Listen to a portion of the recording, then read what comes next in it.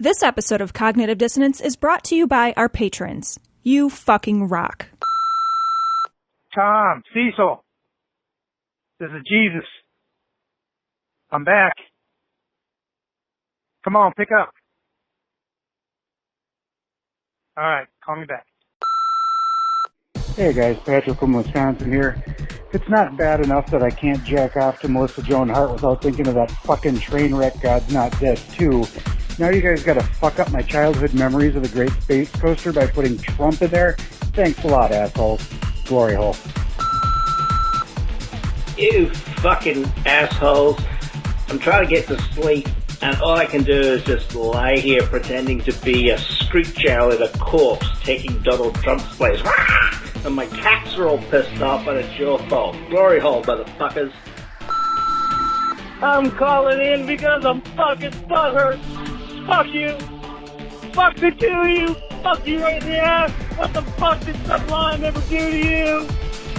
Fucking nothing, that's what. Fucking nothing. Oh, God. I'm gonna go cut my wrist. Fuck you.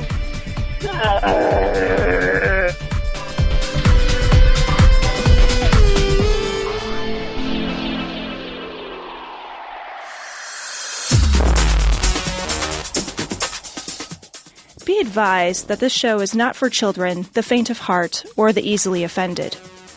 The explicit tag is there for a reason.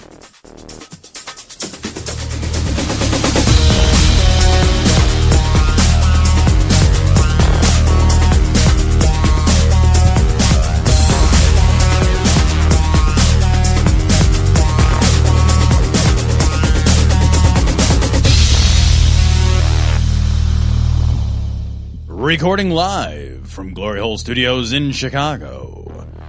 This is Cognitive Dissonance. Every episode we blast anyone who gets in our way. We bring critical thinking, skepticism, and irreverence to any topic that makes the news, makes it big, or makes us mad. It's skeptical, it's political, and there is no welcome mat. This is episode 312. Of Cognitive Dissonance. This is our area code episode, man. It is. This is fucking, absolutely, yeah. Yeah, we're fucking representing the 312, bitch. As soon as the only other one we're going to be able to do is 773. Yeah, That's a long when we get way to off. 630, I got myself covered. That's true. There we are. There we are. Representing the 630. God. Fucking idiots who fucking throw up their shit about what fucking area code they have. Those people are assholes. Every single one of those people is an asshole. They should do their zip code instead. Right? Like 60607, bitches! What? Fucking ridiculous. Well, they did. Like, isn't that Beverly Hills 90210? Yes, that's fucking true. And no, I don't know. Who reps a fucking zip code? Yeah, I belong to all the other people that also happen to live in this major geographical region. Like, so this is episode 312, and we got a fucking whole new system here. We do. So we got a TV now that Tom and I can both at the same time watch, say, the videos. Because normally what happens is I'll play the video on my screen, and then Tom just gets to listen to it just like everybody else. But now Tom gets to watch it as well because we are connecting directly to a television that I was getting rid of. It's a brave new world, man. It is a brave new world. We got 55 inches of love. It's not That's that big. 53 and a half inches more than I'm used to working with, buddy. It's not that big. It's an older plasma screen. You just keep saying it's not that big. Yeah, no. It doesn't make me feel better. Yeah, no. All right? I'm just, fucking humor me. Here's Humor the thing. All the nerves are in the first 2 inches. Here's the thing, man. That's my jam. Okay? That's demonic, everybody. It is absolutely demonic. This story comes from Right Wing Watch. This is Theodore Shoebat, who I guess is still a fucking thing. This guy is basically just a YouTube asshole. That's his whole claim to fame. Well, the thing is like I think you could probably be a pretty good YouTube asshole. The thing is that this guy's actually must be making money out of it because he looks a little chubbier than he used to. He does. He looks like maybe he's been packing it in. Tell you what, nobody's taking the cake off his fucking cafeteria tray, right? No kidding. All right, so let's play Theodore Shoebat. This is basically him saying Hillary Clinton should be put to death. Oh, he's a monster. This guy, I think the only reason should be put to death. I love it. But I do think because his dad, doesn't he have a famous dad? Yeah, his dad's a fucking Nazi or something. I don't know. His dad, what was his name? Mengel. Goebbels, I think. All right, so this is Theodore Shoebat. God, what an asshole. This sick woman Sick. The sickest thing is that fucking fake ass mustache you're fucking trying to grow in, bro. What's weird is the Jesus in the background with a diaper on. There's like a picture of Jesus He does behind have diaper him Jesus that has like a little diaper to gird in his loins or whatever. And then you're right. He doesn't even have a porn stash. He has like a fucking 14-year-old. He's got that. He's got like the fucking 7 stray hairs, and he's like, it's growing in. it's almost there, guys. Hey, guys. Do you like my mustache? Dude, that's not a mustache. I know. When he comes up, he says, "Do you like my mustache?" She's like, "What are you talking about?" No, first of all, I thought you ate an Oreo. Right, I was going to say it's cookie crumbs. You got cookie crumbs on your upper lip. I mean, this is a man who's got a stash like that, but still is rocking eyebrows that are joining together. No kidding, right? Who goes straight unibrow and can't grow the mustache? No kidding, right? Pick one. Exactly. Shave or don't shave. Or just fucking call the hair club for men and have that shit migrated down. You know what I mean? Maybe you just grow the fucking eyebrows all the way into his mouth. Decrepit, reprobate, wretch. There are some other words that I want to use to describe her, but I know that this is a family show. A family show? Wait a minute. We're 12 seconds in. He's calling for the death of one of the major political candidates in a family show. A family. I'd hate to see the fucking after hours version. Jesus. It gets a little blue when we start crucifying people. Oh, Lord. He's like fisting the crucified people. What? Can you imagine? It's just hard because their legs are together. It is hard, but it's worth it. Yeah. You know, it's the effort is the effort. It shows the love. Absolutely, that's the thing. Effort is always it's equivalent. This is a guy 12 seconds in who says this is a family show. You wonder, like, what person's like, okay, kids, gather around the TV. We're going to watch the Shoebat show. Shoebats. Okay, put your hate down. No, bring the hate. Who am I kidding? Never put the hate down, kids. Oh, that's right. We love hate. And I know that if I call her the B word. Oh, God. Are you the B word. The B word? I think he means bitch. Oh, I thought he meant bastard. Thanks for clearing that up. I appreciate it. If I call her a female dog, I'm going to get people upset about that, and they're going to say that I'm vulgar and all that nonsense. But the woman is a female dog. I'm not going to say it. I'm not going to say it. But then I'm going to allude to it and then quick. say it immediately after. I just want to say it. Bitch. That's, oh, my God. Now we're going to get email. She's not a bitch. She's a biatch. Now we're going to get email saying we're vulgar.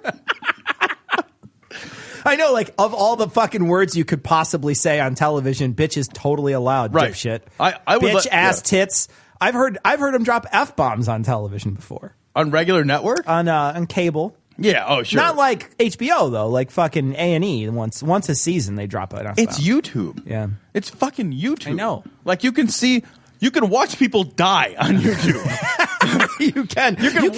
You can watch not just one, but like 27 different archived machete attacks on YouTube. And this guy is like, oh, I don't want to swear on the YouTubes. Yeah. Like, what, are you kidding me? My kid watches YouTube. He's seen some shit. Oh, yeah. Like, he's fucking traumatized at this point. He's fucking got straight PTSD from that fucking iPhone of his. I think it's okay for me to say that. Female dog. And there are some people saying that she is a lesbian. We all know that she's a reprobate, but there are some people saying that she's a lesbian. For example, you recently had Sally Miller. Wait, okay, no, hold on. I just want to talk about, like, watch what way this is rolling. So he put text on the screen. Right. For those of you at home, he put text on the screen, but he's rolling the opposite way. He's rolling it up. So, like if you were, say, reading backwards, this would work great. And it says Hillary is a lesbian, Miller claims, reigniting a lingering and unsubstantiated rumor. But then the thing is it's rolling up as he's talking. So during this video at 40 seconds, it's essentially rolling up. And she was getting banged by Bill Clinton, so she ain't no saint. She's getting banged by Bill Clinton, so she ain't no saint. And he's worried about this being a family show. They're married, though. I know that. I know that. I was just going after. He could fucking get a running start. Who gives a fuck? Right. They're in it. They're in it to win it, right? Yeah. Here's the thing. I don't care if they are married or not married, right? I don't care what consenting adults do to have sex, but motherfuck. They're fucking married. Like, even under your fucking weird, archaic rules, that's totally high-fiving time. Right. That's the only time you're allowed to be, as he so eloquently put it, banging. Also, You romance Hillary Clinton. You do not bang Hillary Clinton. That's all I'm saying. Romance first, banging after. That's why you do the romance you portion. Romance Hillary Clinton. You bang Elizabeth Warren. Oh, shit. Brother, Elizabeth Warren bangs you. That's fair. Yeah, Elizabeth Warren, I'm just saying, she's on top 100% of the time. I'm just saying, Liz, call me. That's all I'm saying. She's got your arms pinned above your head. You're like, fuck, this isn't... She fucks you with a strap on. I don't even like this. Shut up. Shut up and take it. She has stated that Hillary Clinton is a lesbian, and she has affirmed that Bill Clinton, when they were not banging each other, or when he was when he wasn't banging her, told her, confided into her that... Confided into her? I'm going to confide into you. That seems uncomfortable. That's not how... It seems like you would need a surgeon. Right? You know, like, Jesus, that's not how you words at all. His wife wasn't really into men, and that his wife is a lesbian. So you heard it from her. Is she being truthful? We don't know. But the facts are the woman is a reprobate. You have these far-right people that are like fucking Shoebat and then, like Savage, all these other people that are just far right. Right. There's never a moment when these people are lucid attacking an idea.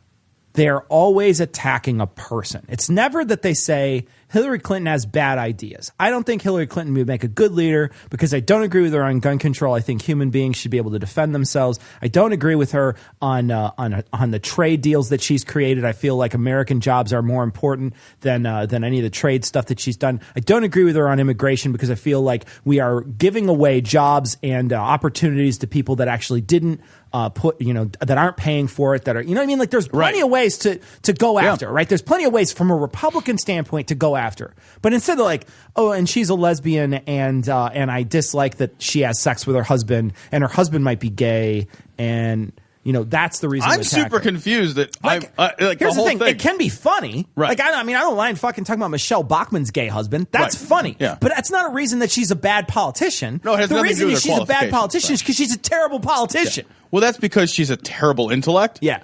A terrible speaker. Yeah. And a terrible person. Yeah. Well, pretty much all the above. Yeah. And the thing is like there's never a moment where any of these guys stop and say, okay, here's why That's I true. think. Yeah, it's absolutely true. It's always this fucking negative either body image or whatever. Yeah. It's the lowest form of discourse, right? It's the cheapest, lowest form of discourse, and it's just this constant ad hominem. Sure, and it's a way to try to discredit someone, and it doesn't do it. I mean, it accomplishes nothing. It's all sound and fury. It does accomplish something because clearly there are people out there, I think, that would be swayed by the fact that Bill Clinton is banging his wife. I don't understand why that's a problem. I don't know though. either. Yeah, like I like that. Like unless he's tagging someone else in, you know what I mean? Well, but like, even that, it's just like I don't know if he gets his licks in. What difference does it make? Facts are the woman hates children. The facts are the woman loves homosexuality. So would it surprise me if it was confirmed emphatically that she is a sodomite? Would not surprise me in the least bit. The woman is a sick devil worshiper. She's a devil worshiper. It would not surprise me in the least bit that this woman goes into a dark room somewhere and worships the devil in front of an image of Bab Homan. What is wrong with this man? Well, what's awesome is he just called her a devil worshiper and then said it wouldn't surprise him if it was a devil worshiper. Yeah. He is all over the fucking map. He doesn't care what's true. The interesting thing is, like, this is a video where a guy's basically saying, look, I don't care if it's true or not. It makes like the truth doesn't make any difference to me at all. Right. All I care about is just being mad. All I care about is my feelings. My feelings. I think this guy needs a safe space. I feel like this guy needs a fucking hug from a gay man. I feel like every gay man. One of those ones where they grab your ass. I feel like this guy.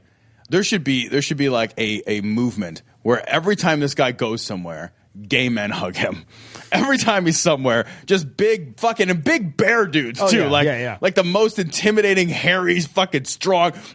Just give him, I love you, fucking great big, fucking sloppy fucking hugs. Just hug. hips to hips. Yeah, for sure. Yeah. Would not surprise me in the least bit. You know, there was a Trump advisor, one of Trump's advisors, Al Baldessaro. He stated, you know what he stated?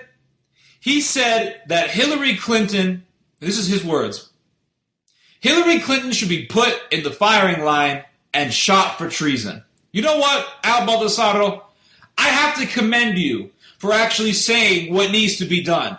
I commend you for affirming the righteous law against evildoers. This guy looks like he walks right off the set of a gay porn. I'm sorry. That little tiny mustache like that. That's a jizz catcher. Yeah, dude. that is. That's all that is. That's a flavor saver. That's what that is. That's it. That is what I have been saying for years in regards to evil people who ruin society with invidious beliefs, with dangerous and diabolical and deceptive beliefs. I have said that people who promote homosexuality should be put to death. I have said that people who promote witchcraft and occultism and yoga and all that demonic stuff should be put to death. And yoga. And yoga. People who promote yoga should be put to death. No, first of all, fuck off. Fuck that. Fuck off. Yoga. Are you kidding? Yeah, you know what I don't like? Supple, flexible women. Said nobody ever. Oh, look at those gross women in their tight, almost see-through pants. You asshole. Shut up. Yeah. Fucking call me after the downward dog and tell me that you don't like yoga. Yoga? This guy is fucking, he's watching women do yoga and he's squeezing his own balls as hard as he can to torture himself. And now this person, a Trump advisor, not just anyone. That's literally anybody. Anybody can be a Trump advisor. At this point, he could throw a lawn dart into the crowd and hit his next advisor. That guy runs through advisors like I run through wives.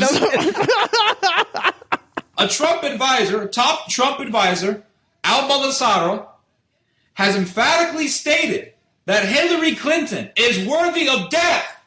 And I absolutely agree. Nobody cares that you agree. Nobody cares what he said either. I know. Like, everybody's like, oh, he said it. What is Shoebat thing? Well, he agrees. Hold fucking, on. all right. He's on speed dial. Yeah, Let me call him up. He's not even his dad doesn't have him on speed dial. Look at where he's recording. I know, he's recording it's clearly a monastery somewhere. It looks like his mom's bedroom.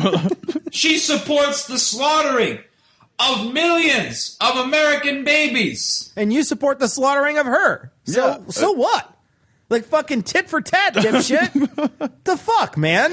Like, that's what I don't understand. I know, but they don't see it that way, bud. Fucking, I support her death. She's killing things. And you're like, wait, what? Yeah, but they don't look at it that way. They look at, babies are sweet and innocent and cuddly. Until they get born, and then you want to fucking throw them off the fucking cliff like Sparta. Right, yeah. Because you don't give a fuck once they're born. Somebody else's problem as soon as they come out and scream and yell and poop. Jesus.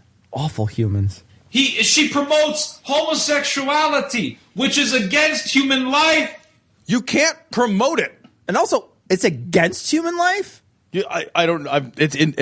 What? But like when I fuck somebody in the ass, do I blow up? Like, what happens? You become a human bomb. You can't promote. I love the idea. These guys talk about promoting homosexuality. I don't care how great your campaign ad is. Yeah. I'm not sucking a dick. No kidding, right? I don't care. Your billboard could be amazing, right? It could be like it could be amazing. You could be like, like the more you grow or whatever the fucking slogan is. It'd be like, oh, that's a really great slogan, and the jingle is exciting. A really neat video. I'm telling you, it could have me riveted the whole time. But the only dude that's going to be naked in this room is me. Yeah, that's it. When she was first lady, what did her husband do? Slaughtered Christians in Serbia. She would love to see the death of all Christians. I kid you not. Do not think for a second that woman, if she had the chance, would put people like me in concentration camps, would put Christians in concentration camps. You've been saying this about fucking Obama for 8 years, you fucking twat. You're still fucking in your missionary room with your fucking diaper, Jesus, giving a fucking speech. Nobody's coming after you, man. Nobody cares. Shit, I don't even care. I know. You know what? I care so little. Fuck this guy. We'll move on to the next guy. We're done.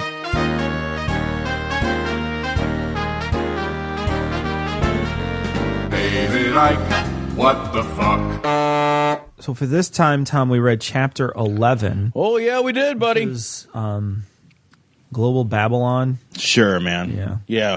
It's fucking Babel. It is. This one is, I think, pretty much word salad. It's like getting your word salad tossed. It's not even that pleasant. No, it's not even that pleasant. Fair. You can't even push back and moan a little. You know what I mean? Like caliente. So it's not. So it's not. We have our quizzes. There's no amount of showering, by the way. Let's just pause you really real quick. Can't. You really like, can't. I don't like. You could bleach the fuck out of that. Pluck every hair. Bleach it. Ouch. Wax it. Dude, you're Italian, buddy. And then I'm not talking about me. I'm just saying. I'm just saying. Generally else. speaking, I'm talking about let's just say we had a hairless mole rat person. Okay. So an Asian. That's fair. So we have, and then you bleach their asshole, and then did any of the other cleanup necessary. Even if you fucking filled it with potpourri. All right, so I have a quiz. It's about 5 questions long. Oh, I've only got 3. I'll go first. first. Got 3. All right, and then we'll do our synopsis. Oh, I did not have any haikus made this time. I'm sorry, and also Sarah did not read for us. I found again this particular chapter had nothing long paragraph that was worth reading, so I just didn't. That's fair. Com 300 is A. Yes. It is the list of the 300 most reptilian families as described by a contact of David Icke, who worked in a high level of the financial world, particularly in Switzerland. B. The plot of a new film where the defenders of the hot gates at Thermopylae use interpersonal communication to negotiate with Xerxes. That's a viable option. C. The pay-per-view channel that plays hot gaping anal princesses on rotation.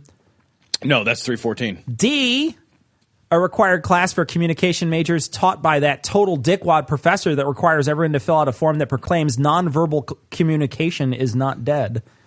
Those are your options. Well, I'm going to have to go with A. It is A, it turns out. All right, your turn. Good. Cecil, Skull and Bones is just one of the many influential secret societies that exist to control stuff. Mm-hmm. Not sure what, how, or why. Probably lizards. Name some others. A. Chapter 322. Brotherhood of Death. Round Table Network. Eastern Establishment. Templars. B. I thought those were our choices. All right, that's fair. Biscuits and Gravy. Uh-huh. Corn Muffins. Travel Pillows. Potato Dumplings. Okay, those I like C. those ones. Peter, Paul, and Mary. Mm-hmm. Matthew, Mark, Luke, and John. Uh-huh. The Brothers Karamazov. Okay. I'm going to go with A. I think it's A. It's a random list of garbage. It's really just a random list. It's like naming shit that's in your junk drawer. Right? It's just like scissors, tape, an old sock. Like it's just random shit. It really is. All right. George Stephanopoulos. Yes. A. Good man. Took part in the Whitewater controversy, which disappointingly has nothing to do with rafting. B. Became the supreme reptile Rhodes Scholar ruler of the planet Earth, the lower fourth dimension, and the inner tubes once Bill Clinton, Ramses P.So. Bush, stepped down from office. C.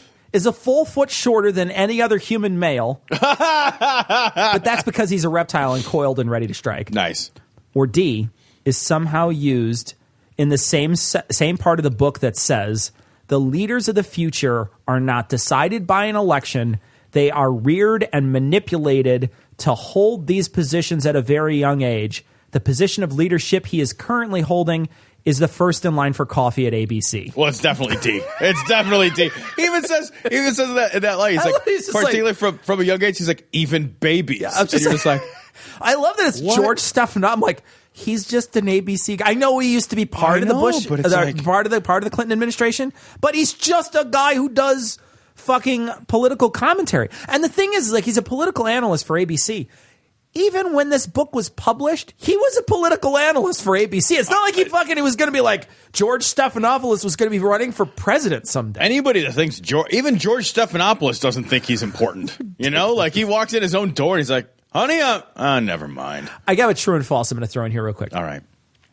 True or false? The Skull and Bones organization is deeply racist and funded on drug money. Therefore, George Bush, a member of the Skull and Bones organization, is deeply racist and funded by drug money. Yeah, I love that. I love it. I think he calls him like the world's like most prolific drug dealer. He does at one point. Yeah. George Bush, yeah. George Bush isn't cool enough to deal any drugs. Cecil, why did the Brotherhood, who has been in control since man first ooked and ocked and wiped their asses with tree leaves, decide to start World War I? A, because fuck Archduke Ferdinand, that's why. B, because lizards love trenches and hate digging, and the trench warfare allowed them to outsource it. C, as a massive problem reaction solution to destroy the global status quo, so allowing them to rebuild a post-war world in their image. Or D, the aristocrats. It's D. It's the aristocrats. It is D. What can a 33-degree Freemason do that a 32nd degree Freemason cannot? A, get polio. B, break masonry with their bare hands. C, anal. D, measure things correctly with a protractor. Or E, become president. Become president. I would have also accepted get polio. I like that. Yeah. That's great.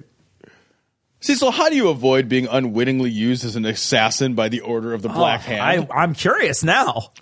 A, no matter how cute they seem, don't buy the Girl Scout cookies. Okay, that's fair. B, just before you finish, switch to your own hand and shout, Godsmack! I love it. C, anyway, don't kill anyone. Okay. Or D, kill people, but do it for the love of the game. It's B. I would accept C or D, actually. B. It's B. You got to switch. All right, you missed my last one. Let's do it. Without looking, figure 22 depicts the following things leading one to another. Okay. Which choice is it? A, physiological, to safety, to love and belonging, to esteem, to self-actualization. Wait a minute. Maslow? Did you write that, Maslow? B, email to Facebook, to Twitter, to YouTube, to Reddit, to closed door, to porn. C, I call that Thursday evening. global elite, to communism/fascism, to Second World War, to United Nations. D, file to temporary orders, to service of process, to response, to negotiation, to trial, to order of dissolution. Or E, drinks, to panel, to that's not so bad, to you have anything bigger, to winning the gold medal in the speed shitting competition. Well, I'm very familiar with C. Okay. But C is not it. Yeah, C is it. No, C is it. That's global elite. Yeah. Oh, I thought it was the judgment for dissolution. Oh, no, that's D, my friend. Oh, that's my favorite one. Yeah, that's a good one. Yeah, judgment. D for divorce. I got you. Yeah, I'm right there. It's the big D. Defense. Now, the synopsis of this, I could have just left it one sentence. So the first sentence could cover it, but I did add two more. Okay. Every famous rich person in history oppressed Africa was the cause of World War I, World War II, the Cold War, and the UN. And the Russian Revolution. Yeah, so that's I could just leave it at that, but I'm going to go on. The Rothschilds still control Israel. Also, the World Health Organization decides what population gets infected with what disease. Then they provide vaccines that cause untold harm to the physical and spiritual well-being of billions. This book, Cecil, is just regret. It has caused me harm to my spiritual and I have done well-being. some shit that I've regretted. Agreeing to read this book is on the top. No, it's not. But it's in the top 40. Is Casey Kasem going to count him down?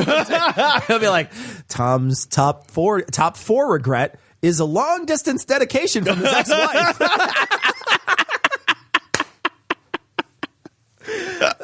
So next week, yes, we are super excited. Chapter 12, The Black Sun, is going to be read with us by Stuart from the Exposing Pseudo-Astronomy podcast. He has already started reading this god-awful chapter and will also be coming with a quiz. So we should really enjoy that particular segment a lot. I think it'll be a lot of fun to have someone else also inflicted with pain by reading this book.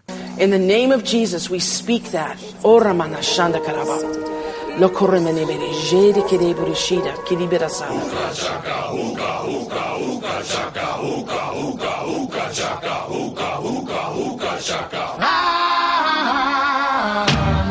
Hooked on a feeling,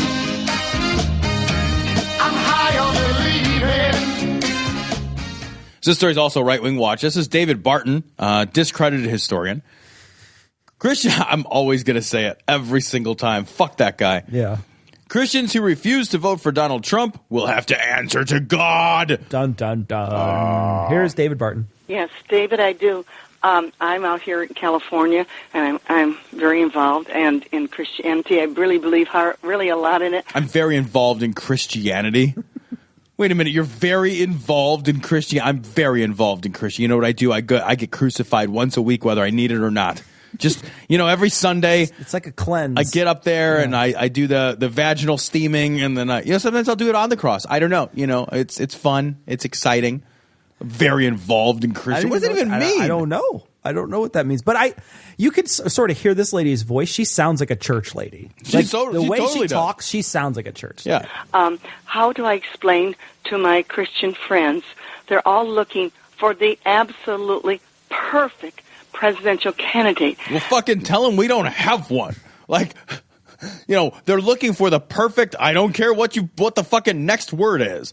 There's no such thing as the perfect and then noun. Sure. That's not something. Yeah. That's just not a thing. Just be like, you're gonna fucking do what the rest of us do and settle. That's it. And I've tried to explain to them, I don't know if I'm doing the correct way, so that's why I'm asking you, that the only perfect person that I know that could qualify for President of the United States would be Jesus Christ.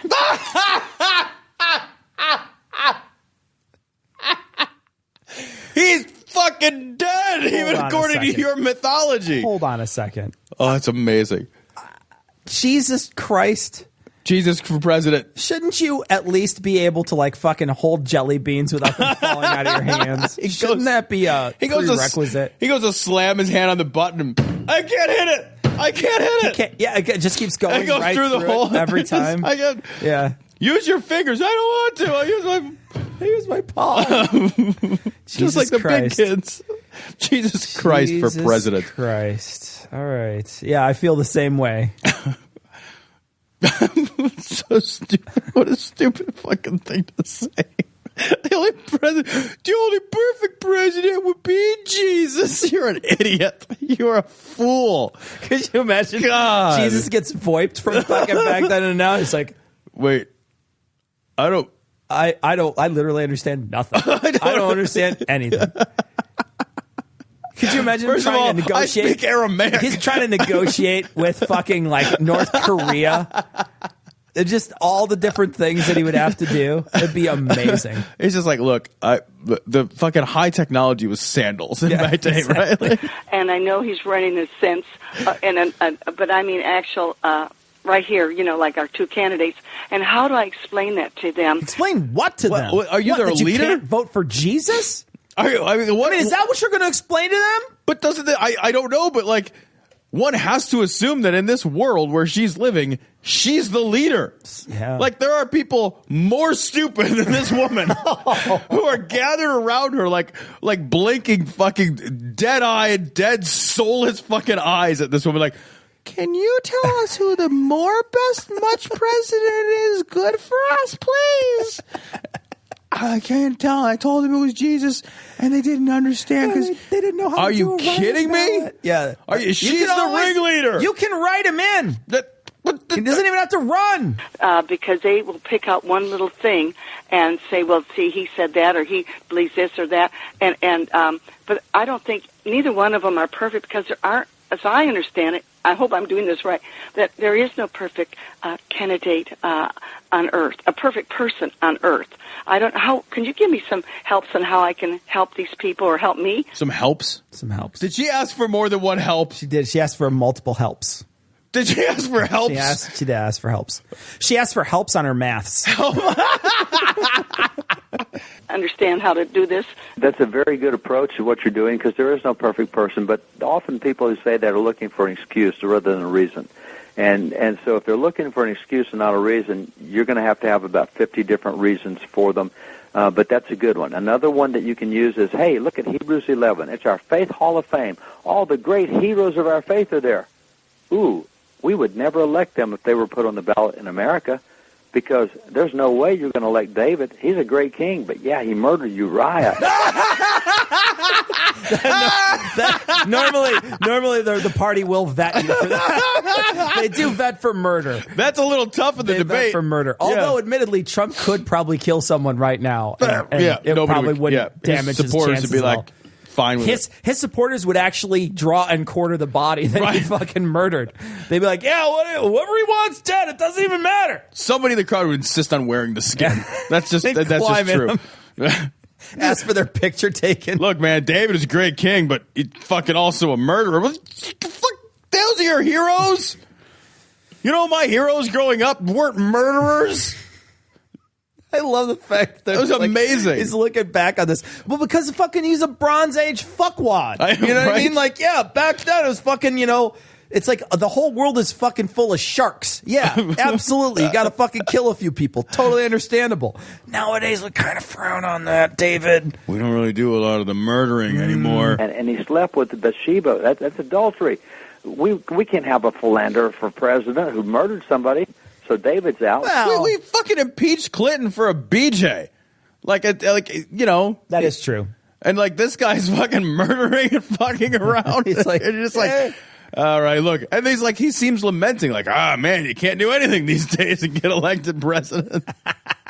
A little murder, a little adultery. Come on now. Christians wouldn't vote for David, even though God's put him in the Faith Hall of Fame. Faith Hall of Fame. Hall of Fame. Huh. God, it would be a boring Hall of Fame. Can you imagine that museum? Hey, kids, we're going to go to the Faith Hall of Fame. Why are you all killing yourselves? Why are you... All right, I'll go myself. And we'll go to the Ark. I don't give a fuck. The good thing about the Faith Hall of Fame, though, is that you wind up getting that coupon that you can keep reusing at Chick-fil-A. And I like that a lot. And we sure wouldn't vote for Noah because he had trouble with drunkenness. Once he got off the Ark, he got drunk and his kids had to cover him up because he exposed himself. Yeah, okay. Had exposed himself? Yeah, I'll tell you, any president that exposes himself is probably not going to get elected again, right? Yeah. Or anybody running for office. Could you imagine if fucking Trump flashed a reporter? Or he's standing there with his dick hanging out at one of the conferences or something like that? You can't even fault Noah for his fucking drinking problem. He's fucking 900 years old. He had to watch the genocide of the world. Yeah. That might leave a fucking scar here or there. A little PTSD, I wonder. Yeah, right? It's because the thing is that water recedes and it's full of corpses now. The earth is just full of corpses. Yeah, but they're bloated corpses now. Yeah, so drying and popping in the sun like fucking stinky Raisinets. They're delicious. Or Lot, are you kidding? Lot ended up sleeping with a daughter. He got drunk. Jesus Christ, these people are your Hall of Famers. Jesus Christ. He slept with his daughter? Great book, guys. Caliente. Please say it's an adult daughter. Please say it's an adult daughter. Please say it's an adult daughter. Doesn't even matter, though, I guess. I don't know. Please say it's a stepdaughter. Yeah, if you're gonna, if you're going to wish for something. Go for something like that, you might as well go stepdaughter. Or stepmom. Hey. Maybe God's got a different standard than what we do.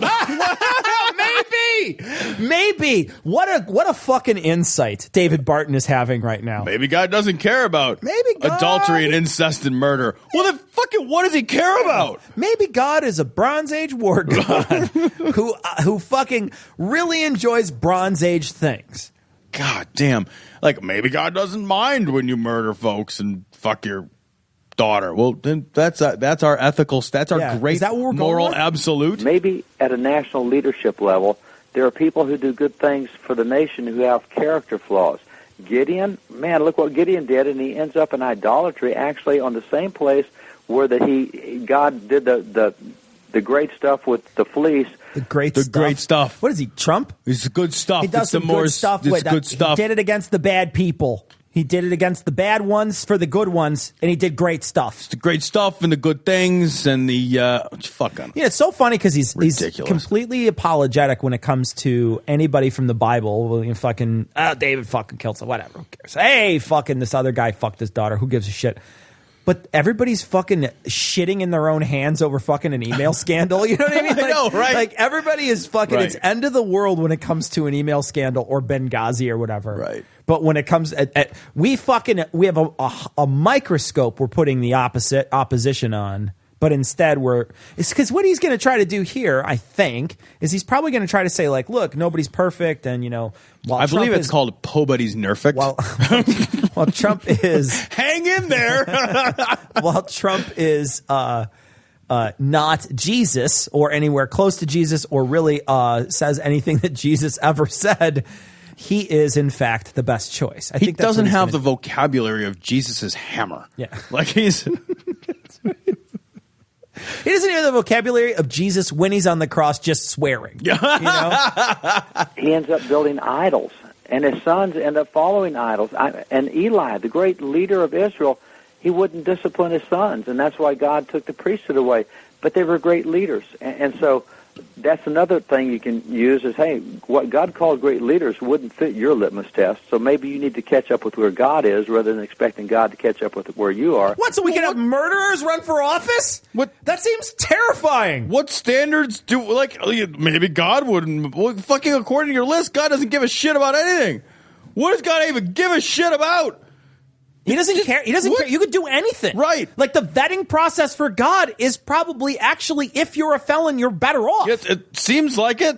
It seems like if you're like a drunken, like you're walking around drunk, killing people, fucking your daughter or whatever, exposing yourself, and carving things. Right. Yeah. I'm just doing a little fuck whittling. That's all right. What are you kidding whittling. me? I love it.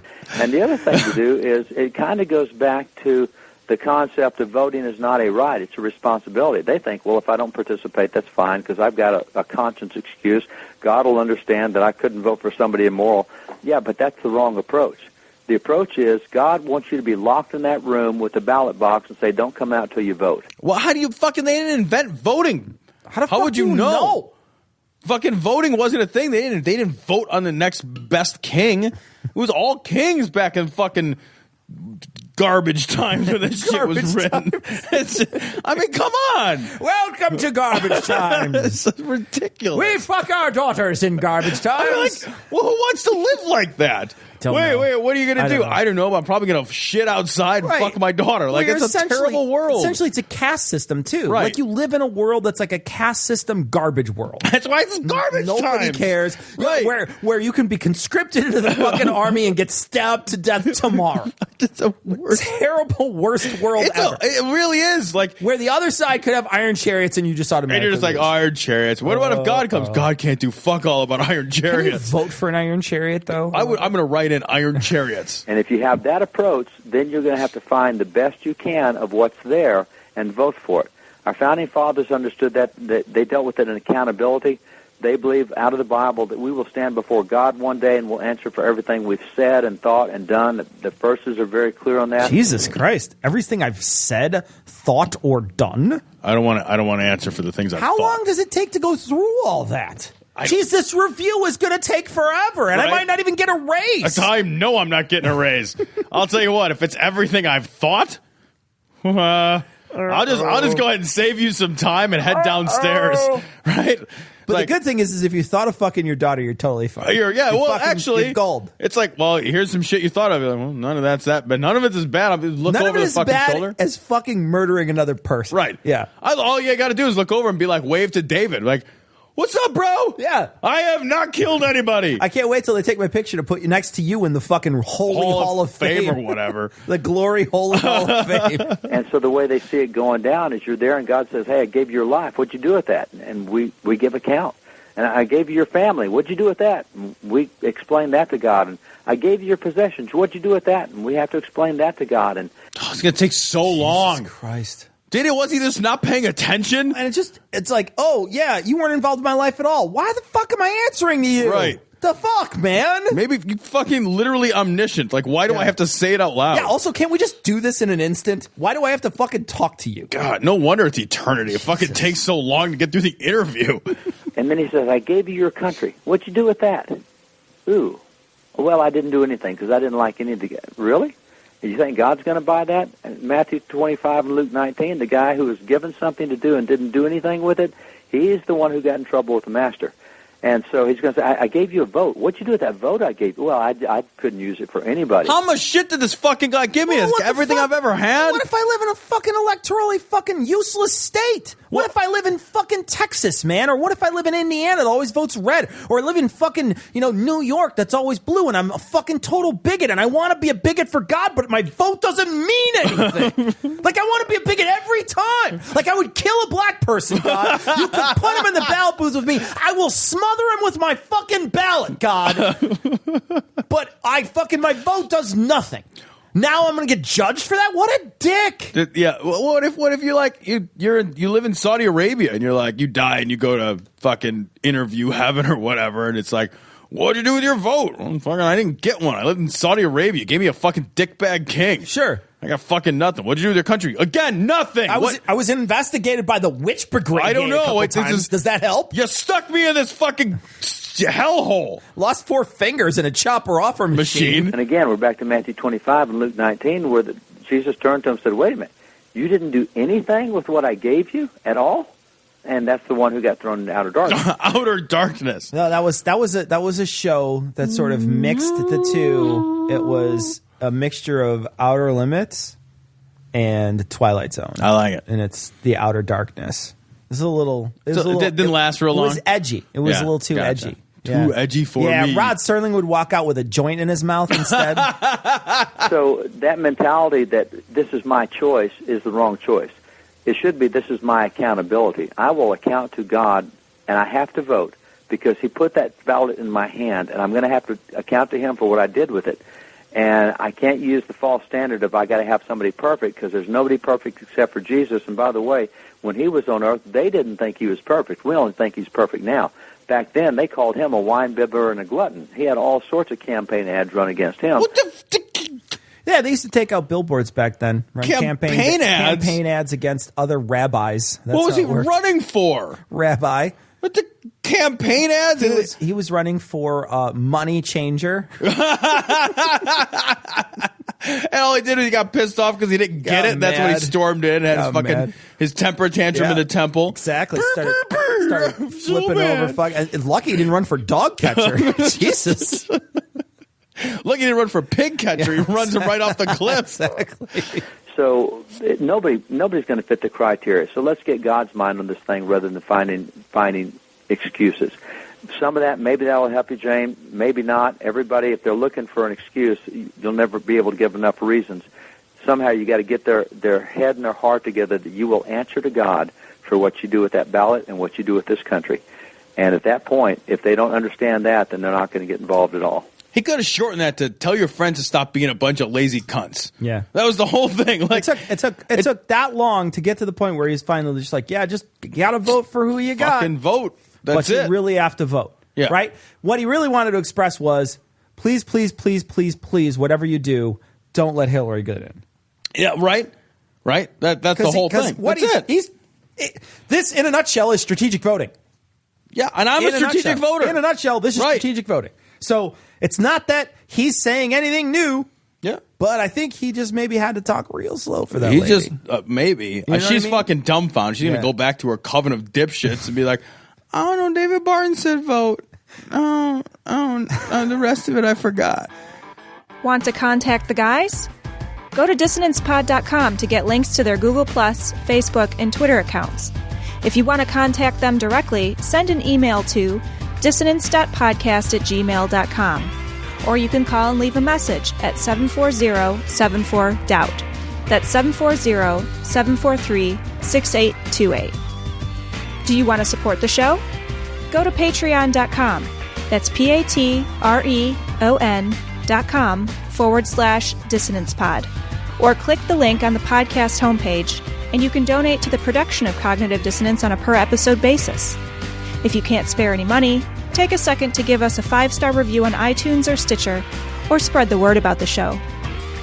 We want to send a big, heartfelt glory hole to all the patrons and people who rate us.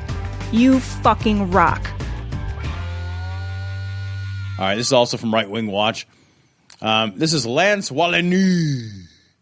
Trump's wall isn't about Mexico. It's about biblical prophecy. So this is, hold on a second, this is a Seven Mountains Dominionist advocate. So just keep that in mind. The Dominionism, we've talked about on the show before, but that's that fucking, those are those idiots. Remember those? I thought it was like a 7-layer burrito. I didn't realize. It is not quite so delicious, my friend. Not quite so delicious. The Dominions, remember when they did they had fucking arts and entertainment. They always get the purple pie They do. piece. What Cyrus does that is important for us is he makes a decree. He makes a decree, and you'll find it in Ezra, like chapter 1, verses 1 through 4.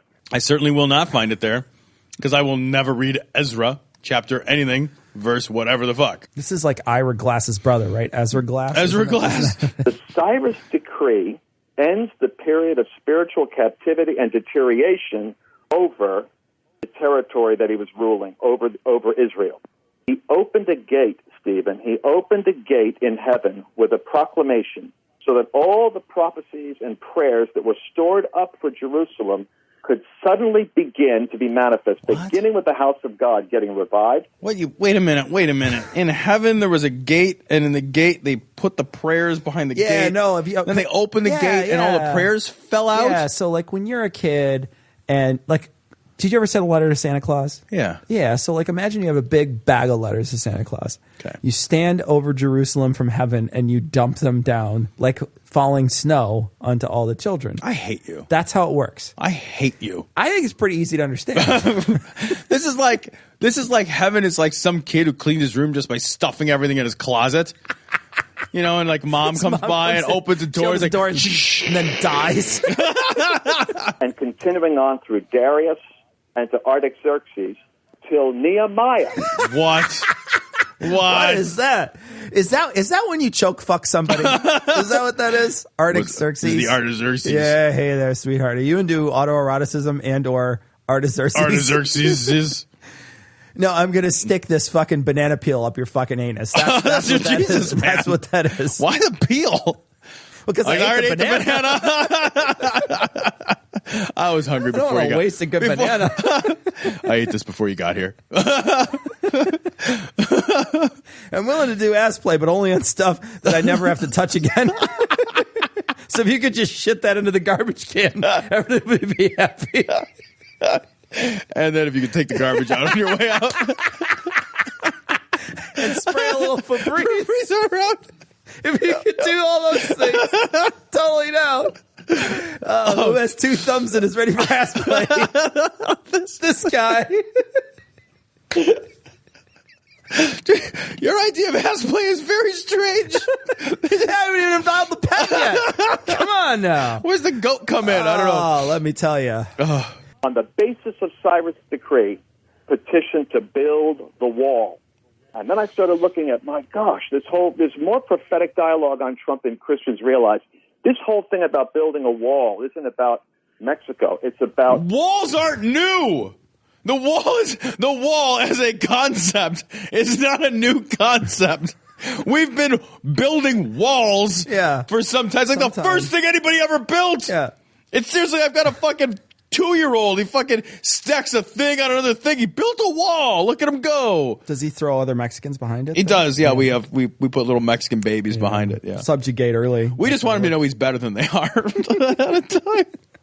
You know, he's saying like he's not really talking about building a wall in Mexico. No, he's fucking talking about a literal wall, guy. Yeah, like an actual wall. Like it's a fucking real wall. Right. He wants to build it. Don't make him into some kind of fucking like prophetic dude who's talking about a metaphorical wall, because it isn't fucking metaphorical. Yeah. He doesn't even know what that word means. I know, this guy, Trump he could no more build a metaphor than he could build this wall. Exactly. Mexico, it's about, in the Bible, from my perspective, Nehemiah's project. Oh my God. The Nehemiah project. Yeah, Nehemiah was a bullfrog, though. So. He was a good friend of mine. Was to restore the boundaries around that which had collapsed. Well, build a wall better and you won't collapse. Yeah, no shit. That's what happens in fucking biblical days. You don't have OSHA. They should have had the Mexicans build it and pay for it. That's a hell of a thing to ship the Mexicans over to Israel. Then you got to ship them right back. So rude. Where God's people were concerned. I think that in the Bible, building a wall has to do with like Proverbs 25. A man without self-control is like a city without walls. It's broken down. Our fiscal situation is broken down. Are you serious? That's what you're going with on this? Is that Trump is fucking metaphorically going to use a wall? Trump is going to use a wall metaphor to fix our fucking economy? I don't think either of those things are fucking possible. No, okay, Trump is not using metaphors for anything. Right. Sure. That we've already established that. Yeah. The man can't use metaphors. He can't use similes. He can't use most of the English language. He is not. He's only qualified to do automatopoeia. That's it. Boom, bang, zip, pow.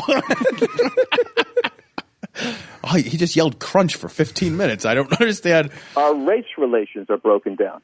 Our definitions of sexuality and gender are broken down. I believe that if Trump is allowed to be president, there will be a release of that stored up potential that we've been praying, fasting, and prophesying into for the last 20 years for revival in America. I couldn't fucking guess what that means. Wait, guys, I'm going to read that. I believe that if Trump is allowed to be president, okay, I gotcha, there will be release of that stored potential that we've been praying, fasting, and prophesying into. How do you prophecy into something for the past 20 years for revival in America? I literally don't know what that sentence means at all. I have no idea what that means. Again, it's referring back to the beginning of the thing when he's talking about what this means? Storing up all your goodwill to fucking let like it loose. Like a squirrel with chipmunk? They're storing fucking nuts or whatever? They're keeping in their cheeks. Yeah, absolutely. And then he's gonna acorn prayers. Yeah, they're gonna ejaculate all those acorn prayers all over America because that's what we've been wanting for 20 years was a president. We've been hoping and praying really, really hard, Tom. That's what it means. It means and we've fasting? been hoping. Well, some people have been fasting. I haven't been. Not the people who listen to Jim Baker, but nobody in else. America's fasting. We're the fattest country on earth. We're terrible at fasting. The Republicans are the fattest ones. I would disagree. I mean, fucking McDonald's now has break fast all day. But I think it touches on something else, Stephen, which is interesting about Trump. There's literally nothing interesting about Trump. Interesting about Trump. No. His hair. No. Yeah, you're right. No. Actually, you got me there. Yeah. And that is that, and this is strange territory, I know, but if God can anoint a secular individual, then they are operating, in a sense, with God's wisdom and guidance on them. And Trump has a remarkable and uncelebrated, I think, or perhaps I should say, unappreciated prophetic gifting. Hold on. What the fuck is prophetic gifting? Is that where you really know what somebody wants for Christmas? Like, don't tell me. Don't even put it on your Amazon wish list. I just know. I have a gift for prophetic gifting. I have a gift for prophetic gifting. But what if someone has a gift for your gift of prophetic gift? Fuck. It's like a series of reversing mirrors or something. This is like Inception, the gifting. You open up the box, you just get swallowed inside by the singularity you've created. As a businessman, he kept mentioning to us when I was talking to him about how leadership is vision. It's the ability to see what's unfolding and make something happen. He said leadership is about seeing the future. And then I started realizing what he sees with radical Islam, what he sees with the $22 trillion debt, that's the point when everything breaks, he said. What he said to us about the cities in America, inner-city tinderboxes that could explode, such as happening now. What he said about Brussels as a community that had been transformed, right at the point where the media was picking on him for saying it, there was the terrorist incident that happened. He saw the Brexit before it happened. Oh, my God. All these things are fucking all post hoc rationalizations. Because here's the thing. Fucking Trump has probably said some other shit that none of it has ever come true. Right. And it's not like any of this stuff, like Brexit isn't something that was like, nobody knew it was going to happen until it happened. No, it's fucking, there was debates about whether or not it should happen, and then there was polls, and then there was discussion, and then there was talk, and then there was voting. So you had a fucking 50% chance. There's only two options. And then to say fucking a terrorist attack happened somewhere in Europe. I mean, Jesus Christ. It's not that hard to guess. Not that hard to guess. Like, all this stuff is super easy. Right. What about all the crazy shit he said? And when I listened to his speech describing in his nomination speech the future, it's amazing to me that the left, from Barack Obama all the way through to CNN and everybody else, criticized his message as being dark and dystopian, when in fact he's merely describing like a Churchillian gift. It's either a Churchillian gift or a chimichurri gift. And a chimichurri is always a good gift. I'll take the chimichurri gift. Is always Maybe it's a chinchilla gift. You got to fucking give that guy a dust bath. Yeah, or a skinning knife. He'd make a fine coat. He'll make a fine wristband. He will. He wouldn't make good gloves. He's got those little hands. That's very true. Yeah, little fingers. I think that, again, this person is basically saying, oh, well, look, he's got this fucking prophetic vision. You know, you're saying it's dark, but really it's prophetic. No, it's just dark. He's just picking all the bad shit so he could scare people into voting for him. Because the way you fucking do that as the fucking party on the outside is you demonize the party that's inside by saying they did a bunch of scary shit. Well, plus, this is the master class of the Republican Party. It always has been. Is to sell fear. Yeah. They've been selling fear. Like that's their fucking go-to sales pitch since 9/11. Yeah, even be when afraid, be very, very afraid. What am I afraid of? Just be more afraid. You're not afraid fast enough. That's the whole pitch. Even when they were running the country, they were still selling fear. Right. They weren't. You know, you look at a lot of the Democratic speeches when they were running the country for the past 8 years, like, oh yeah, fucking, it's not bad. It's everything's good or whatever, or at least getting better, etc. The Republicans were not like that at all. They were like terrorist, 9/11, terrorist, 9/11, Barack Hussein Obama. And the thing is, like, you've got to do that when you don't have. It's funny he talks about vision. When you don't actually have a vision, the Republican Party is a party like conservatism as an ideology says this is no good. Let's go back in time. Yeah. Right. Let's go back in time and do things the fucking leave it to Beaver way, right? The fucking, and we've talked about this before, like they want to go back to a non-existent golden age of Americana, which was never real and never happened, but they all seem to believe that it did. But they can't do that if things are going well, because people would be like, well, things are going fine. I don't want to fucking go back in time. I'd like to either, stay in the status quo if things are fine or move forward with other ideas of progress. Yeah. Conservatism requires fear in order for it to have any foothold. What is on the horizon? And it's interesting. I mentioned that Trump reminds me of Churchill in this sense. Yeah, they both look like giant babies. Yeah, what's the they big look deal? exactly alike. Yeah. Right, they're misshapen lump people. They're giant, lumpy humans. Because Churchill was booed out of office for raising the disturbing point that Hitler was a threat and that Germany had to be dealt with when nobody else wanted to deal with it. That's the reason why they called him in, back out of exile, because like Trump, he had a way of agitating people with the perception he had of things to come. Visionary Donald Trump. Those words have never been used in conjunction and before. If they ever get spoken again in this studio, I will murder you. Well, speaking of visionary Donald Trump, let's play a piece of Donald Trump's talk with Bill O'Reilly. We don't want to play the whole thing, but we do want to play the piece where he's talking about talking to police officers. You wouldn't do that. You keep them in their homes. These people. No, I never said. I never even heard the term. I'm not going to put them in a detention center. Well, you cited Dwight Eisenhower. Probably, Mr. Trump, you cited Dwight Eisenhower on this program. It was in 1952. Right. Who, by the way. Okay, so what he's talking about here is he's talking about immigrants, illegal immigrants, and they're going to try to put them in what currently happens now. Fucking Donald Trump he's an idiot because he has no idea. Right. They take these people off the streets. Some of them, I think, probably justly if they, were criminals in some way, right? Other people that are not criminals that, that do get deported for people, that. Yeah, right. that are just people. Right. So they take these people off the street, and then they wind up taking them and putting them in these detention centers. And they are in these detention centers for a goodly amount of time because they have to go through the court system. So It takes them a while. That's why these detention centers even exist. Now, Bill is telling him, hey, what are you going to do? You're going to make more detention centers? Because if you start collecting more of these people, you have to give them due process. You have to have more federal judges to be there to actually fucking do all the work. You're asking, you're putting a brand new workload on these people, a lot more workload than they currently have. At least that's what you're saying. Now, they're working, and Donald Trump even admits this a little earlier in the speech we didn't play. He admits that fucking Bush and Obama are actually did do this. They started deporting people. Right. He doesn't think they deport enough people. So what he's going to suggest is to do more work. Well, you can't just take more work and say, okay, guys, we're just going to give you more work because these people are already staying in fucking detention centers for months at a time just waiting for trial. So You got to get more public attorneys. You got to get more fucking judges. You got to get more fucking detention centers. You have to get more people that are going to be able to, like the security guards that are able to watch them, more planes that have to fly out, more buses to ship them places. You got to do a lot more work. Yeah, there's more infrastructure required. Got to do more work. Right, for sure. He's saying we're not even going to put him in detention centers. I don't know what he's going to do. You going to put him in trebuchet? What the fuck are you going to do with him? Well, he's got this idea, and he'll I was going to say expound on it, but you'll just be able to hear him sort of belch it from his face hole. He's got this idea that the system will just know.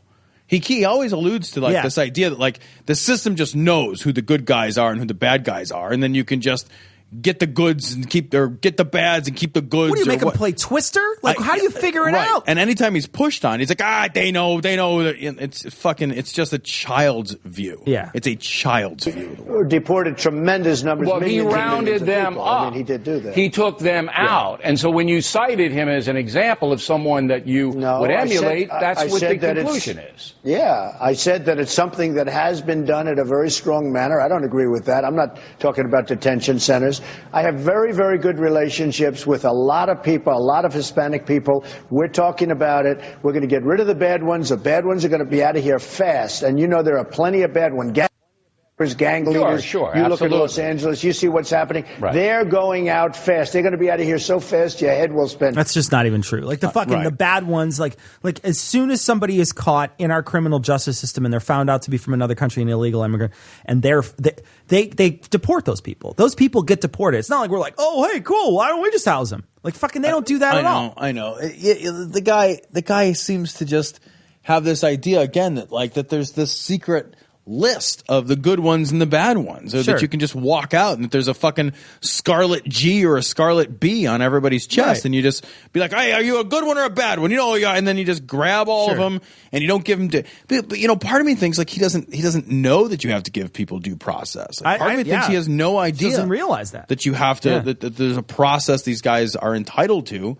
I don't think he knows or cares. He just thinks that there's going to be a magic gathering of the bad ones. Sure. Oh, you know how they can tell the difference, though, is that if you lift up their shirt, it says "Good Life" or "Thug Life." Those are the ways in which you can tell. Right. If they have that shirt check. Yeah, you have to it's like foot check when you're in high school. You just walk up like shirt check, and fucking lift it up and show them your belly. Show them your rock hard 6-pack. That is not. I will show them my belly,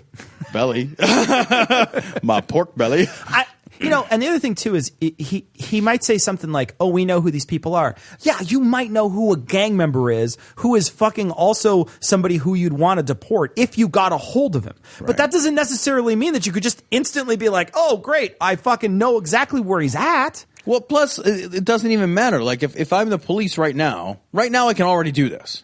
As far as the rest, we're going to go through the process like they are now, perhaps with a lot more energy, and we're going to do it only through the system of laws. Okay. With a lot more energy? We're going to use it with more energy. The fuck are you talking about? We'll burn some coal or something, man. I don't know. Have fucking solar power. Is he just going to make them work faster? Like, is that what he's saying? We're going to do it with more energy. Good. Now, I want to play you. And by the way, Bill, that are in existence. I know. I mean, they haven't enforced immigration laws since Ronald Reagan in this country. Everybody knows that. Yeah, except for fucking everybody doesn't know that. And fucking Obama fucking deported more people than George Bush. You moron. Now let's turn to violent crime. I want to play a short soundbite of what you said recently. Go. The chaos and violence on our streets and the assault on law enforcement are really and truly an attack against all peaceful citizens. If I'm elected president, this chaos and violence will end, and it will end very, very quickly. So, how? I love even Bill O'Reilly. Fucking Bill O'Reilly. Yeah, the guy who would, at this point, kill a hooker to have you in office. Right. Yeah, he would strangle a hooker for you, Don. Let's be honest. He would kill the hooker just for Bill O'Reilly. And to be honest, yeah, he probably would just kill her. He's fine. He wanted to. But Bill O'Reilly is doubling down. Like, fucking, what is the plan? I think he's desperate for him to elucidate an actual plan. I think that's where the desperation comes. Like, fucking just please have a plan for one of the crazy things you say. You have in Chicago a problem. Did you know that murders in Chicago are up 50% this year from last year? I know it. I know it very well. And they can't solve it. They can't solve it. State of Illinois City of Chicago can't do it. Well, you know why they can't solve it? Because I don't think they have the right people in charge. So that's easy. That's They're the right easy. people in charge. That's super easy. The best part about that is that it doesn't address any of the systemic problems. All you're doing is saying what we need is another top-down approach when the top-down approaches didn't work. So real simple. Well, but beyond that, it's still a non-answer answer. You don't have the right people. Well, fucking then who is the right person specifically? Name the person. So we as the people are going to be like, oh, your plan is to get Tom to be the cop or whatever it is. But he never does that. All he does is he alludes to categories of people. Mm-hmm. Never actual people. He'll tell you, like in this same clip, he'll be like, I talked to a guy, a really good guy. The guy was great. Yeah. And that's it. Well, we don't even know who he fucking talked to. He didn't talk to anybody. He's making it up.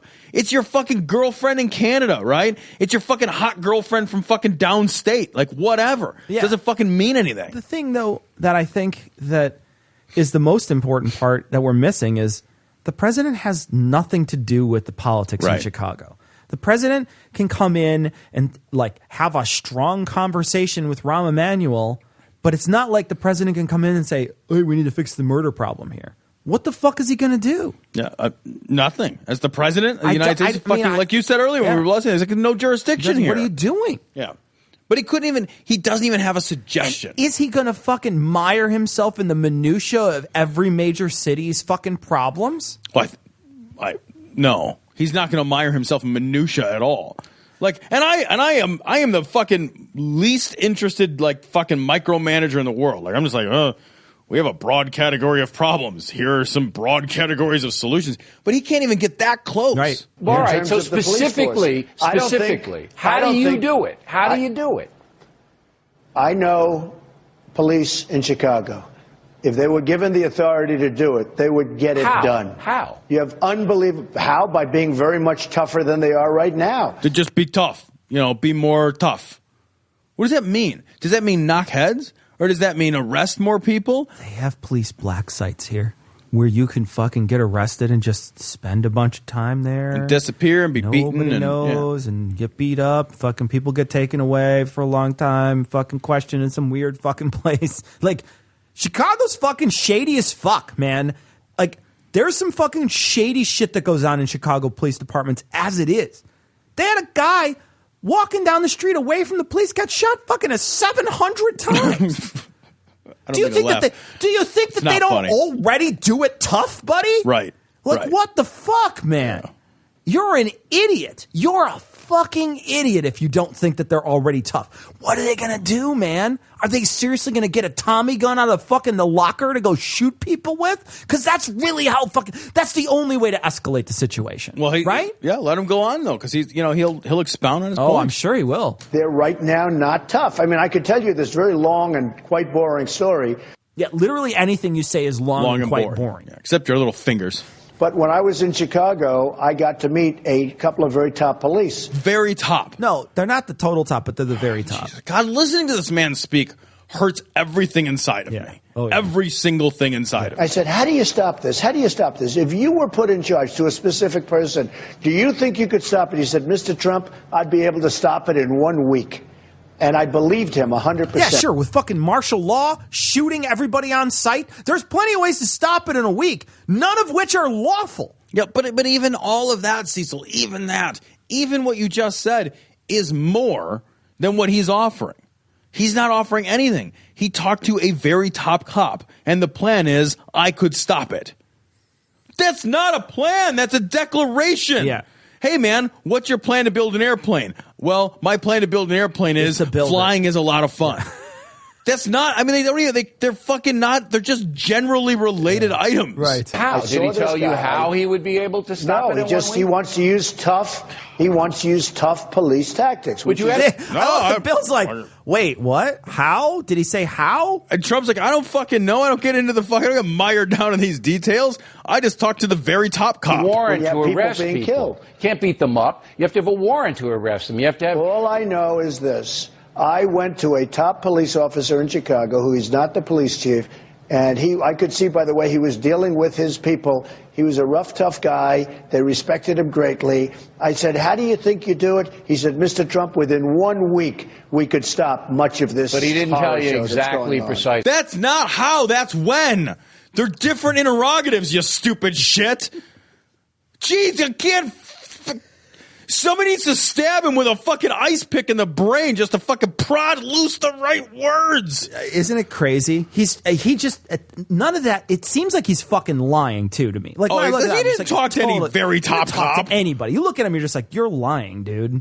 It's why when Bill O'Reilly, who's on his side, backs him into a corner, he's like, I don't know, I talked to a very top cop. How? Because that's and I didn't ask him because I'm not the mayor of Chicago. But I tell you what.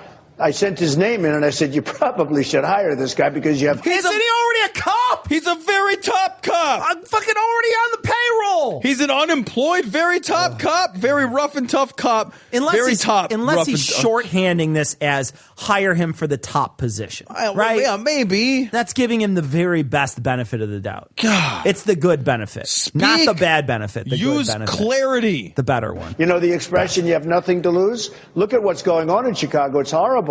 This guy felt totally confident that he could stop it in a very short period of time. So it's nationwide, a little bit like we could win the war a lot quicker if we'd let our generals do the job properly. Which war? I'm sorry. I can't. This guy. The war on carbs, Tom. Right? Jesus. Which war are we even... I don't even know what war we're referring to at this point. Well, it's the one that we're not using our generals for. Right? Where the general's like, I don't know. Did anyone ask Trump? Maybe he's got a very top general that we should hire to be a general. What are you talking about? He's got a sign. Will general for food on the side. Will war for general? Like, that doesn't even make sense. This was a man. But you have to have a strategy, though.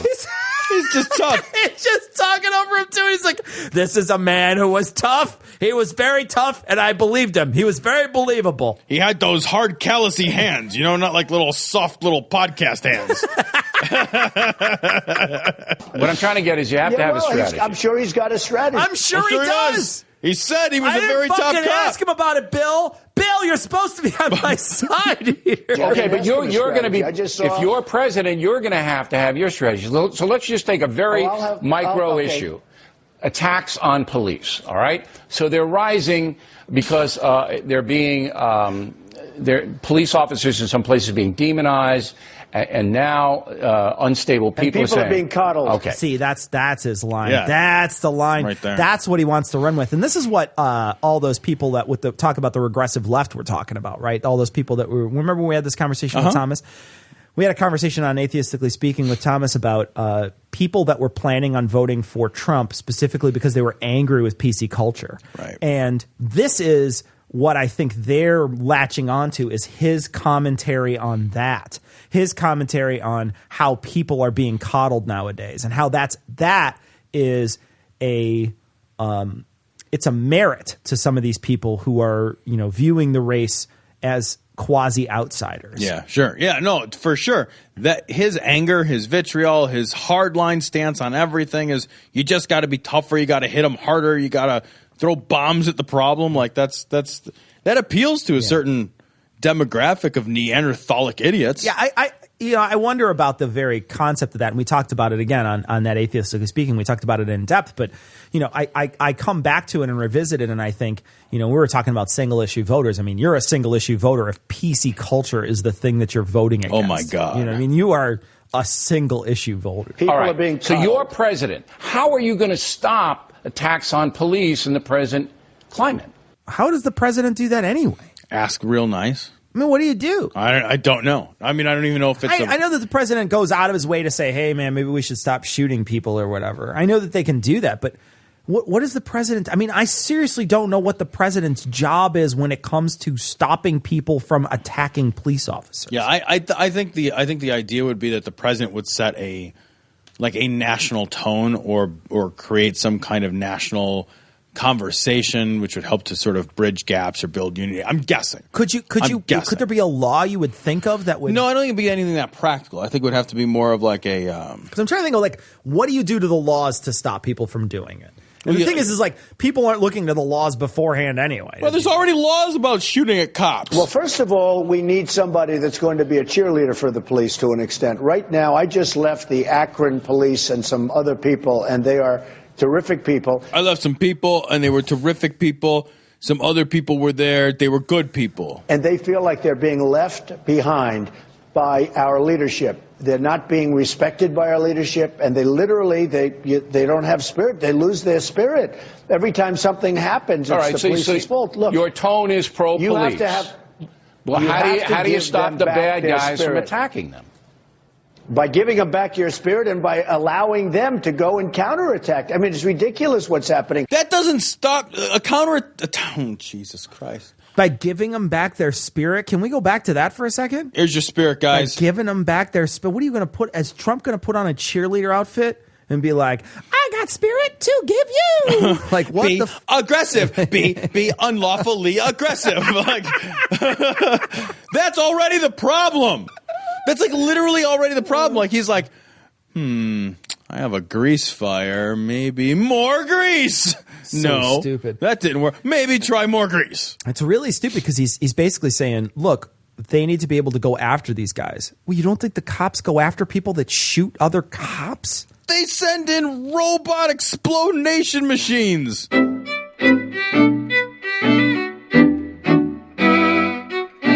So we want to thank our most recent patrons. We'd like to thank Caitlin, Cohen, Richard, Adam, Gary, Hugh, Marjeline, Casey, Nicholas, Vincent, Jesse, Theo, Hunter, Eric, Boomer, Glory Holio, Jade, Arthur, Liz, Truck Frump.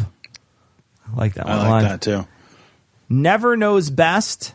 My personal favorite this week, Ray Comfort. Jesus Christ. Megan. Jesus Christ, man. Devin, Mark, Skeptic Tim, John, Corey, Multitudes Container, and Adrian. All right, so we're going to pick one person to win a book. All right. We still have one more book left. We do. All right, we're going to pick one person out of this week's. All right. This week's. Put it in the hat. I'm going to put it in the hat. Shookada. So we do have a winner, and the winner is Jade. So Jade, I will send you a message. Jade, you won a copy of The Story of God.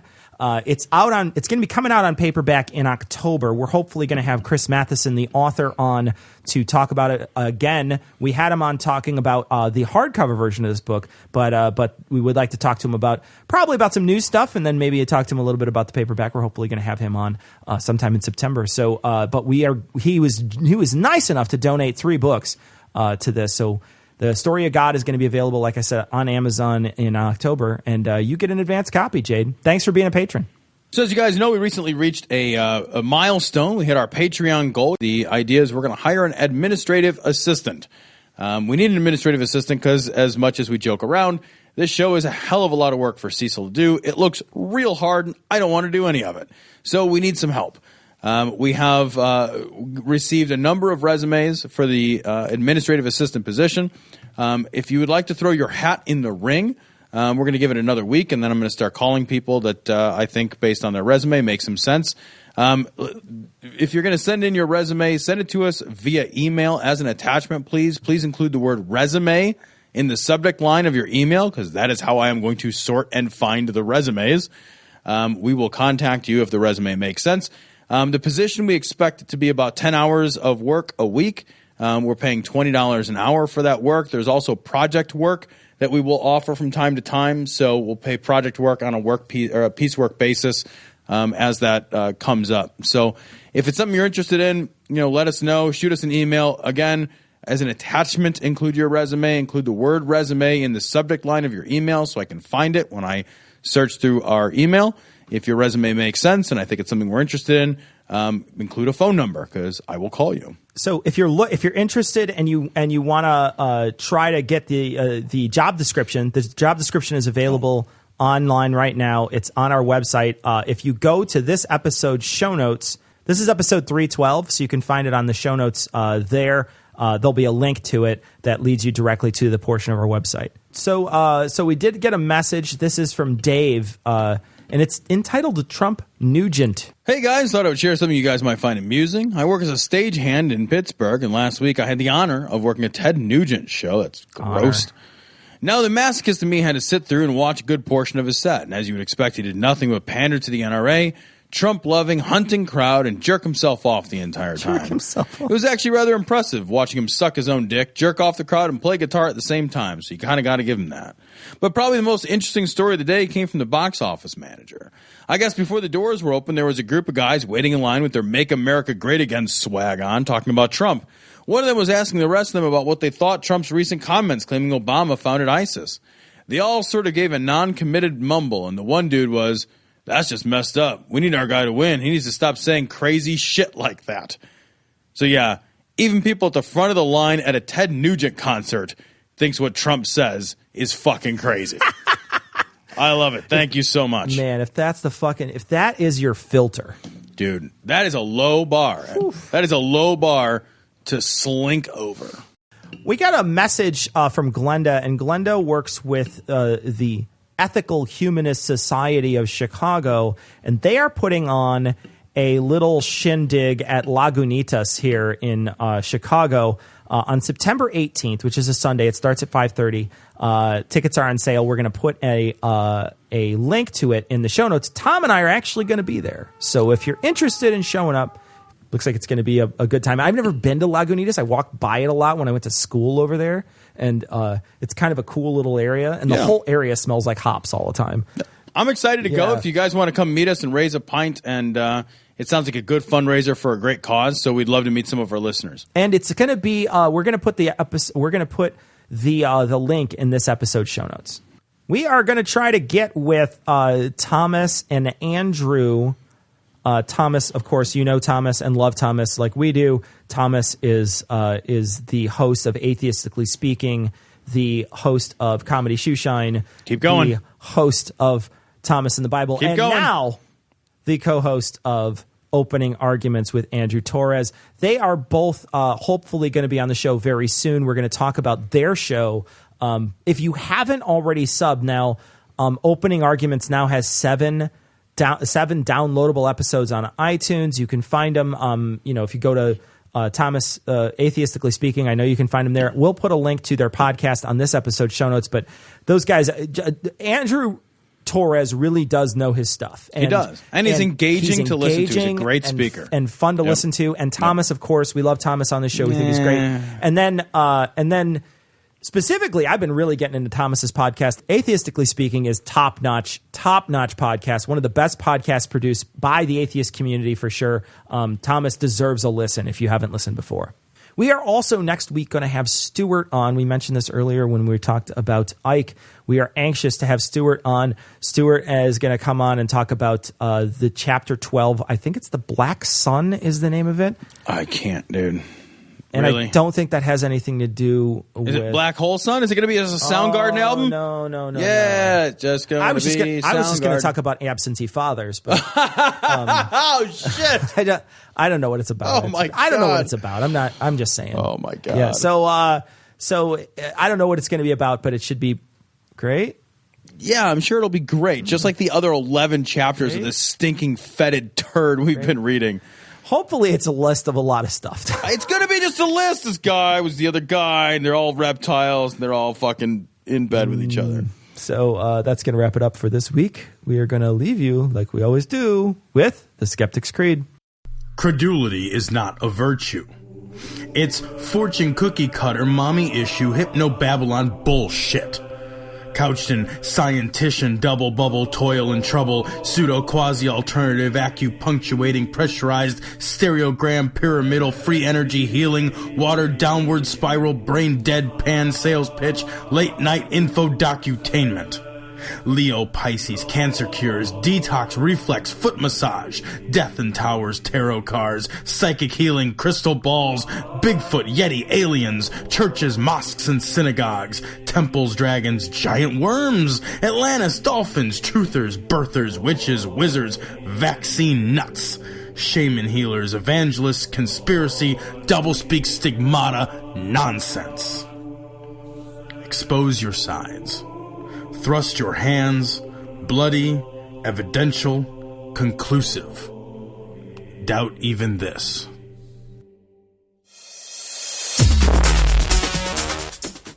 The opinions and views expressed in this show are that of the hosts only. Our poorly formed and expressed notions do not represent those of our wives, employers, friends, families, or of the local dairy council.